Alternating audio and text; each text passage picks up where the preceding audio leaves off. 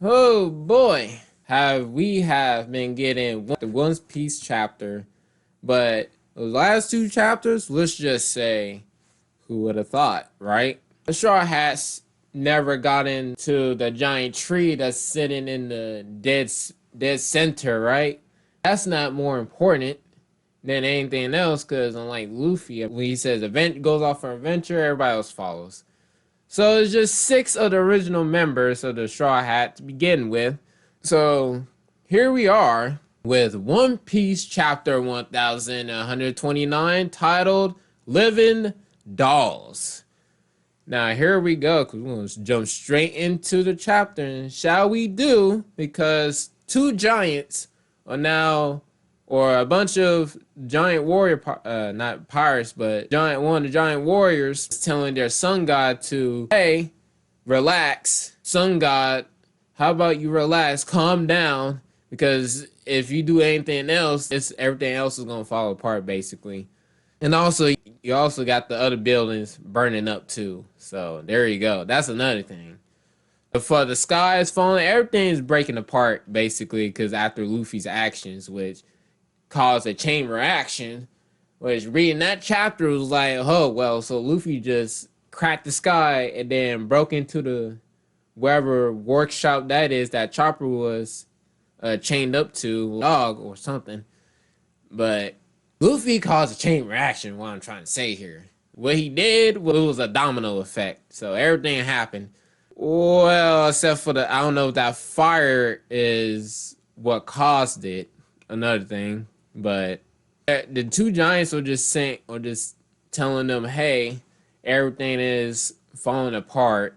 Is first a cracks in the sky, and now a big tremor happened, and now a fire near the tree of life. That's bad. And the sun god basically said to them, I shall never forgive you living dolls. I will demolish my, and he almost, mind you, he almost said room and not temple. So he corrected himself before he said room. He said room, temple. You looking suspicious, little sun god. I don't think the sun god will be able to beat Luffy though, since he's on fraud alert. This false sun god is fraud alert. Bucko, you're on fraud alert. I did warning bells was off on you. A fraud alert. And then he goes on to say, oh my poor, and his pets are laid out behind him. As soon as he's walking out the door, flames everywhere in the background. He's just saying, oh my, and all my pets, my servants, he does it again. And my poor pets and my servants. So he's correcting himself, and since he's saying it out loud. Anyway, Luffy and the gang are trying to get out there, and Nami says that guy is way too scary. And people, Chopper saying, you know what? He's more of a demon than a god. But up there, Usopp is telling Luffy, say, hey, how about we get out of here because the town is shaking right real crazy. Luffy said, well, we'll be able to escape if we make it past those blocks in the road. Mind you, they are riding on the cat that Luffy, Zoro, and Sanji easily beat up on, which, mind you, that is covering bandages after that whooping. So the cat is basically under their control and is obeying Luffy and the others. So there you go. Now, they jump over the wall, mind you. And once they jump over the wall, other people start seeing them. So, wait, what the hell? What is this? Now, mind you, everybody don't know what's going on. But they do know that a giant cat is tearing up everything around them. And there are several people riding it. Now, a false sun god, Fraud, is making towards a Straw Hat and the cat. So it's making progress towards them. Now, the sun god tells him, stop that, Easter cat. How are you aiding these intruders? These destroyers, basically. Because he's sun guy. He gotta sound like a god. Nami says, but it shouldn't be much further. We just need to keep pushing forward. So, Nami basically has gotten the layout of this whole place. And she basically said, so we go here, and if we make it, if we keep pushing forward, we'd be going straight to, oh yeah, by the way, the map, they're going straight to the tree of life. which I don't know why they didn't go to that place instead of going other places. But that's where they're heading to, which I find that interesting because shouldn't I would be more interesting. So if I was on Luffy's crew, I would have been going straight for the big ass tree, of course. It sits at a dense dead center. Not dead center, but all the way in somewhere in the back. It looks like on the map. It's not even dead center. It's all the way in towards the back part. But Nami basically says, oh yeah, if we keep going straight, we would hit the tree wherever it is. And she tosses the map, by the way, because Nami's a genius when it comes to maps. Let's be honest. She's smart. She's the, I don't know if she's the second or first smartest, but she's basically the top, the smartest person on that crew, the most logical thinking and thorough person. So Nami basically tosses the map. He says, oh yeah, we don't need this map because I already memorized it. It's all up in here. All I need to do is look at it, look at the directions, learn the layout, secret passageway. There you go, I'm done. Now, everybody else was concerned about this. Said, why did you throw away the blueprints? And like I said, Nami basically just said, oh, don't worry. I already memorized them, so there you go. Why do I need a map? Now, the sun god, false sun god, has now caught up to the Straw Hats and pulls out a net. And now the false sun god said, heard all Nami's conversation, said, oh, so you believe those blueprints. So now I see you believe those blueprints show everything about this realm that I made. Then you are mistaken, is what he said. You don't know, basically he just said, you don't know squat. Because this place is in truth a giant detention center.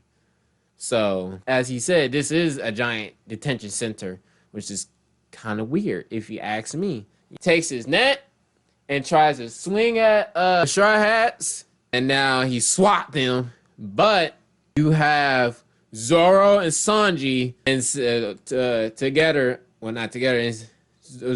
Zoro says, "Hurry up," and Sanji says, "Go," as they preparing to to break out, preparing to attack. Zoro cuts the net while Sanji burns the net. So now they escaped the net that the false sun god used to capture him. So that didn't work.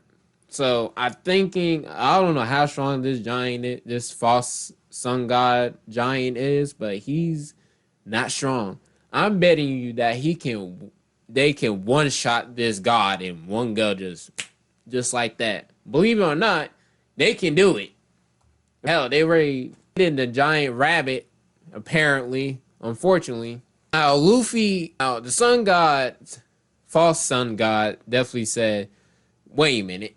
They cut through the net and burned it? Wait a minute, that doesn't seem right, because sun god even said, false sun god, he keeps saying that, even said, wait a minute.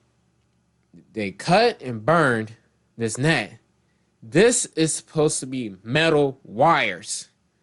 So who would have thought? I mean, they're just strong like that. Oh boy.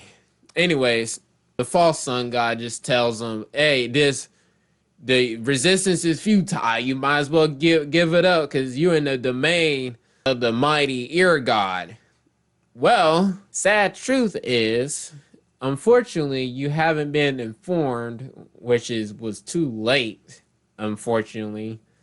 So the two giants basically told the false sun god that, oh, about the ear god, and truth is, well, we found a bunch of, it went like this actually. So about that sun god, apparently there was a corpse bone, a boneless corpse, a bunch of bones and corpse, a bunch of corpse of bones has been piled up, and we led to believe it's the ear god rabbit, giant ear god.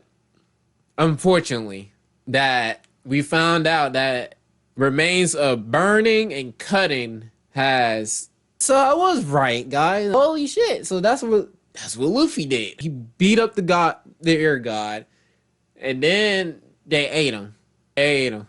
So I guess that's what Luffy and Zoro and Sanji been doing. So there we go. And now Ruvio said, no, wait, that carnivorous rabbit. So it was carnivorous. So there's a reason behind why they killed it in the front, why they ate it, because it was carnivorous. So eat or be eaten, right? My goat bunny is what this false sun god called it. So I was like, so I'm guessing Luffy did a good thing. I don't know if that's a good thing that Luffy ate him or a bad thing, because it put everything on you right now. You take one enemy, you discard one enemy, and then I guess you eliminate one enemy ahead of time, but to prevent it from getting away in the future. I guess that's a good plan. Johnny says, already too late. Now, Sun False God had False Sun God has now given, is basically happy that all this is happening.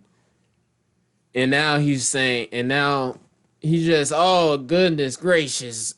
Now this is how marvelous this world is. Now all this is taking place before my very eyes. Well, anyways, the false sun guy basically just said, Jesus Christ, I underestimated him.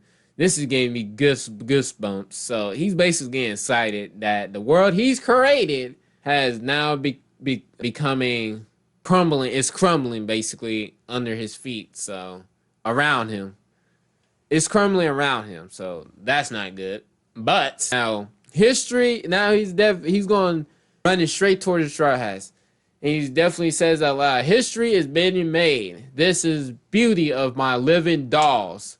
In a minimalist world is all mine. So basically he's gonna go beeline it. And he's happy that all of this is transpiring in the world he's created around him. So the box and the stuff he's doing has been built by him and only him. Now one of the warriors says this could be our only chance. The escape route is open. I'm guessing everybody around that's been imprisoned here or prisoners of this god, of the sun god, false sun god. So they are planning to get out of there. However, there's stipulations of this. They don't know how to get out, though. We're about to find out how he managed to shrink people. So the false sun god is chasing after him, unfortunately. Now, Usopp turns around and realizes, well, this guy is coming after us. I need to slow him down real quick. So he busts out the Kabuto and uses lethal green star, skull bomb, grass, and a bunch of explosion happens basically. And nothing happened, so Usopp tries to aim at the wall and to get an escape route, and nothing happens. And he even says, man, it's no use, I broke the mirror, but, well. Now Luffy, which I think is kind of good, says, you know what? Now, I got a plan. Let me take care of this. I'll crack that thing in one shot, basically. He's what Luffy's basically saying. Now, this guy starts saying some outlandish stuff. He said, you know what? Setbacks and disappointments. That's the core of the character development. So this false sun guy is basically just saying, you know what? This is my world. Character development. And setbacks and disappointments. This is all but a game. Basically, he's trying to say. It's all a game, a story. So now he starts naming off people. Now, he says, this folly is comical to watch, but your valiant efforts move me to tears. I am glad you made your way to me. Luffy Toso, Zoro Toso, Nami Toso, Usopp Toso. And everybody's shocked. Was like, wait, what? He knows our names? And I don't know if he doesn't even say Sanji or Chopper's name, which is weird. And even Chopper says, oh, what's a Toso?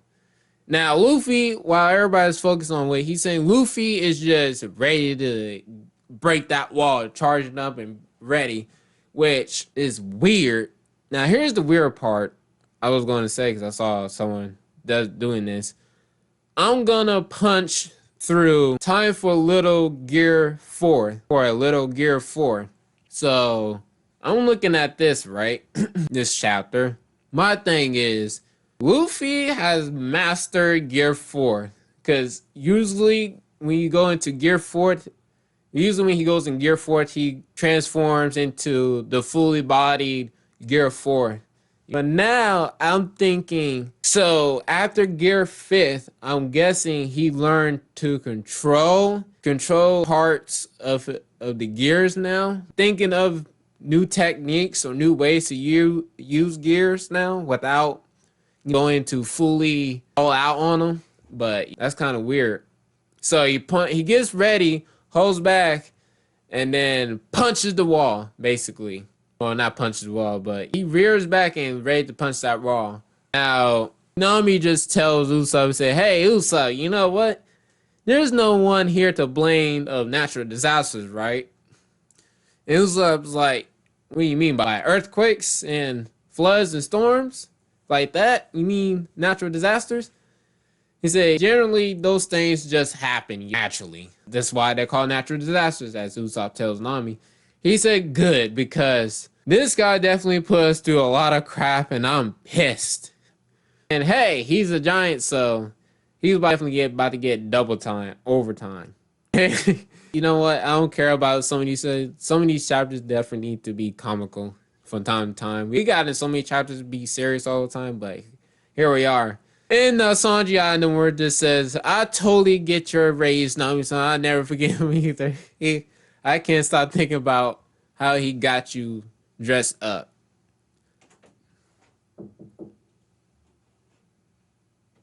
So what actually happened to the Straw Hats is kind of interesting if you think about it. So we get a flashback to where what happened to Straw Hats passing out after they drunk and ate and everything. So we get the backstory of what happened there. So basically a giant is controlling a giant bird named Mugen and captured 6 of the original Straw Hats basically. And definitely said, so whoa, hey, this is the Straw Hat crew, but the giant warrior pirates were guiding them, right? Now, here's the thing about that. Something must have happened. They're fast asleep, right? And they came from Egghead. Did they go through the Sleeping Mist Belt, which Nami even mentioned in chapter, I think it was 1126. She mentioned that. It was like, well, shit, that's not good. Now he think about a flashback and say, yep, seriously? Now he gets all happy and all that. And he's definitely saying he wanted us new giant warrior pirates to serve you as if Elbaf's strongest warriors don't follow itty bitty humans. Has he got a shed of pride? Now that's what happened. Now we don't get his name. I don't think we got his name though. But he says, just look at this small frail body. Oh wow. It's my Queen Nami Toso. Now he uses a mist to shrink everybody to, as we know now, and everybody else that's captured in this little sick world he already created. And then he says, just go back to sleep. You're in for a surprise when you wake up. And he laughs. Now, towards the end of the chapter, Luffy gears up. Well, not gears up, but Nami busts out Thunderbolt Zeus and shocks him. Shocks this false sun god, which is kind of, well, there you go. There goes Nami's revenge. Everybody's looking at that. So what? The great sun god got injured. Now Luffy busts out his 4th gear. Well, not entirely. Partial 4th gear. Partial 4th gear. It says Gum Gum Kong Gun. And busts the wall. And now they free. So in the chapter. So 1129 end. So I kind of explained how they got there. One of the crows called Mugen got the 6 original Straw Hats, put them in the ship, it looks like. And now the strange part is, well, you already know what happened. They use that mist to shrink it. But if you like this chapter, subscribe and like, and comment down below if you think Luffy and the others will get out of this alive, or should they just jump this guy? Come on now, it's 6v1. They can easily jump this guy. Besides, you got Zoro, Luffy, and Sanji, all three of them together. They can just whip this guy. That's it. Case closed, right? See you again, and see you next adventure. Laters.